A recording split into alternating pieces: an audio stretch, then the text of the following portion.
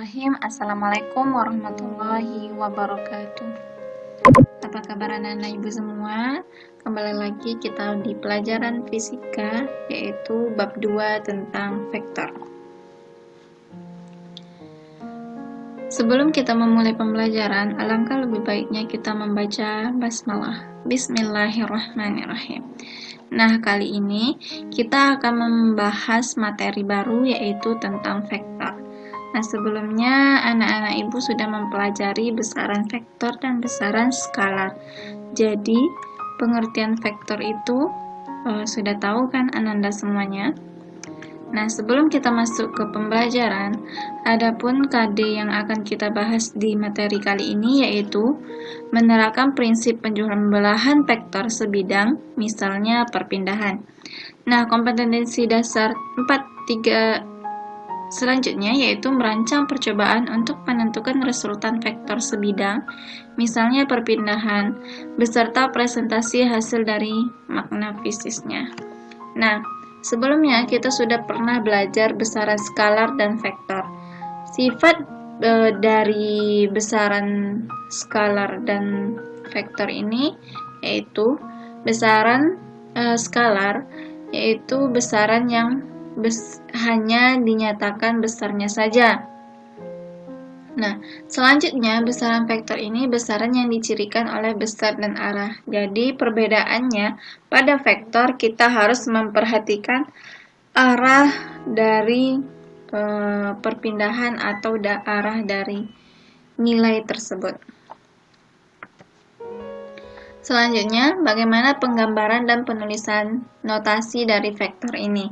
Nah, untuk vektor, dalam penggambarannya bisa digambar seperti ini.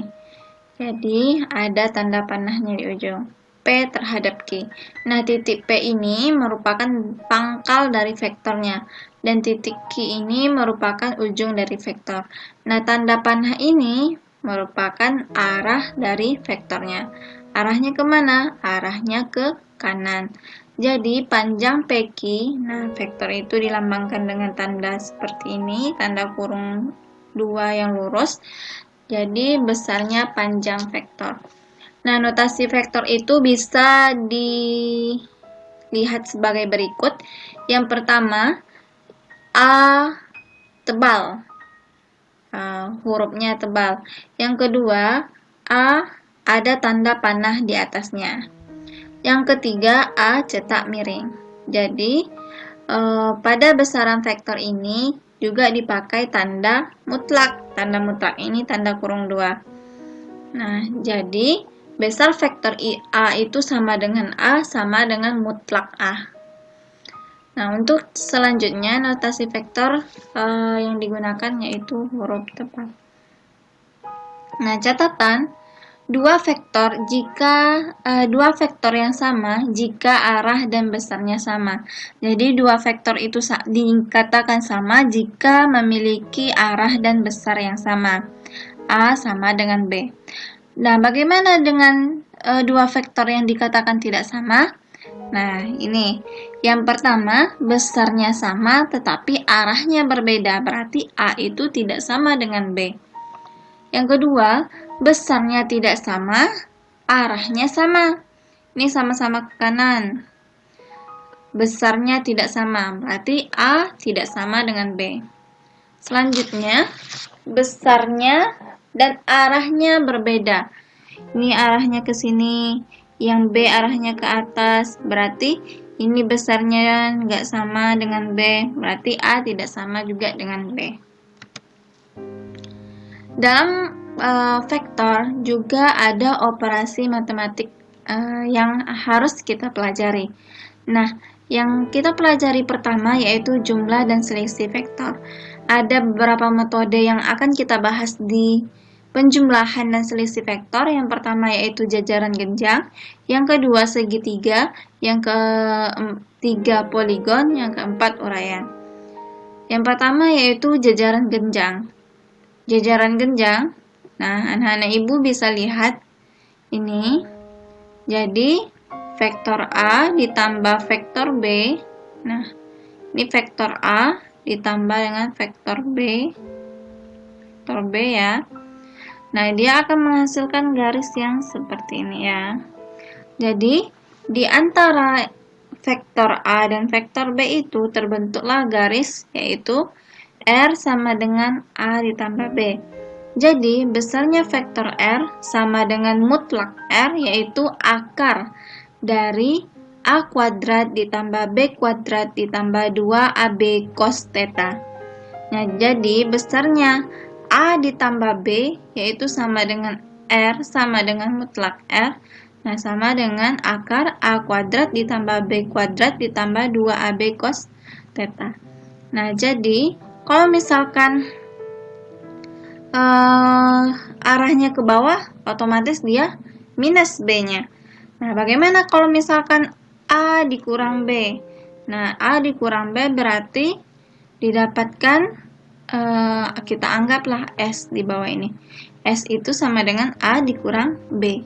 Nah, otomatis vektornya yaitu A kuadrat ditambah B kuadrat dikurang 2AB cos theta. Nah, kenapa yang di atas tambah? Karena arahnya ke atas, otomatis dia tambah. Kenapa yang ini dikurangi? Karena arahnya ke bawah, otomatis vektornya juga dikurangi. Nah, jika vektor A dan B searah, maka tetanya itu sama dengan 0 derajat. Jadi, R sama dengan A ditambah B. Jika vektor A dan B berlawanan arah, tetanya 180 derajat. Teta itu sama dengan sudut. R sama dengan A dikurang B. Jika vektor A dan B saling tegak lurus, otomatis tetanya 90 derajat, berarti R-nya sama dengan 0. Nah, coba tengok ya. Ini tetanya sama dengan 0 derajat. A ditambah B sama dengan 0 derajat. Makanya, jika vektor A dan B itu searah. Nah, jika dia berlawanan arah 180, ini berlawanan arah, ini ke sini kan 0 derajat, berlawanan arah 180 derajat. Nah, itu yang dimaksud dengan yang kita bahas tadi. Nah, jadi catatannya harus kita pelajari, yaitu untuk selisih tanda minus, arah vektornya itu dibalik. Nah, yang ketiga yaitu metode segitiga. Cara penjumlahan dengan metode segitiga ini dilakukan dengan langkah-langkah seperti berikut.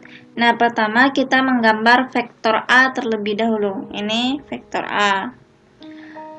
Vektor kedua yaitu B digambar dengan cara pangkal dari vektor kedua B diletakkan di ujung vektor pertama. Nah, ini pangkalnya ini diletakkan di ujung. Nah, kayak gini kan bentuknya. Jadi, vektor hasil penjumlahannya digambarkan dari pangkal vektor ke ujung kedua. Nah, ini yang pertama, vektor B di ujung pangkal yang pertama diletakkan, dan untuk hasilnya diletakkan di pangkal vektor pertama. Nah, ini pangkal vektor pertama. Nah, jadi untuk penjumlahan vektor berlaku hukum komutatif. Anak-anak ibu sudah tahu apa itu hukum komutatif. Nah, di mana hukum komutatif itu A ditambah B sama dengan B ditambah A. Dan juga berlaku hukum asosiatif, yaitu A ditambah B ditambah C sama dengan A ditambah B ditambah C. Nah, perhatikan gambarnya. Nah, ini gambarnya ya untuk operasi metode dari segitiga. Selanjutnya yaitu metode poligon. Nah, metode poligon ini bisa juga digunakan untuk menjumlahkan lebih dari 2 vektor atau di sini ada segi banyak ya, disebut dengan segi banyak. Metode ini merupakan pengembangan dari metode segitiga. Cara penjumlahan vektor yaitu pangkal dari ujung vektor berikutnya diletakkan pada ujung dari vektor sebelumnya. Nah, pangkalnya diletakkan pada ujung sebelumnya. Pangkal diletakkan pada ujung, pangkal diletakkan pada ujung.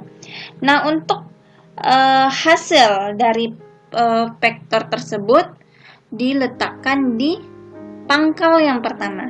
Nah, sehingga didapatkan A ditambah B ditambah C ditambah D. Nah, itu merupakan untuk metode poligon. Selanjutnya, yaitu metode uraian. Nah, vektor ini diuraikan atas komponen-komponennya, yaitu sumbu X dan sumbu Y. Jadi, di sini Ananda bisa lihat, ini sumbu X-nya yang datar, yang vertikal itu sumbu Y-nya. Jadi, untuk A, vektor A, AX, ya ini AX, ditambah AY, nih, kenapa AX bu? A di sumbu X, ditambah A di sumbu Y, nah, berarti itu untuk A, ini A. A itu sama dengan AX ditambah AY. Nah, untuk AX, A pada sumbu X sama dengan A cos theta. Sedangkan A pada sumbu Y itu A ya, sin theta. Dan bagaimana jika huruf vektor B? Vektor B itu BX, B pada sumbu X dot I ditambah B pada sumbu Y dot J. Nah, untuk pada sumbu X itu cos, pada sumbu Y itu sin. Jadi besar vektor dari A ditambah B, A ditambah B, A sama dengan mutlak A ditambah B sama dengan R. Nah, Rx-nya itu yang ini, AX ditambah BX. Kalau RY, AY ditambah BY. Nah, jadi untuk nilai dari R-nya, mutlak R sama dengan A ditambah B sama dengan akar Rx kuadrat ditambah Ry kuadrat. Nah, jadi untuk arah vektor R ini terhadap sumbu positif sama dengan tangen theta Ry per Rx. Nah, di mana theta sama dengan arcus tangen Ry Rx. Nah, itulah materi kita hari ini. Semoga anak-anak ibu bisa paham pembelajaran kita hari ini. Jika tidak paham, dipersilakan untuk bertanya. Lebih dan kurang ibu mohon maaf. Untuk materi besok kita lanjutkan di materi selanjutnya. Wabillahi taufiq wal hidayah. Wassalamualaikum warahmatullahi wabarakatuh.